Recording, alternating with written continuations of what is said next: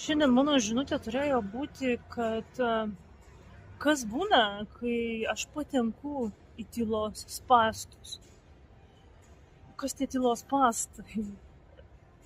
Ypatingai prekybcentryje, daugybėje žmonių esančioje grupėje. Aš kartais pastebiu, kad aš patenku į tylos spąstus.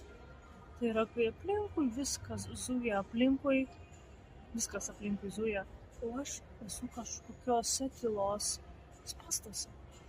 Ir štai eidama matau pianiną šiandieną, kuriame užrašyta: laiškai miške neskraido. Štai jums ir spąstai. Minties spąstai pabūti tyloje, kuomet garsas skamba labai garsiai, o tyla yra prabanga. Taip kad leiskit sau būti tose spąstuose tylos ir rasti save tylos zonoje.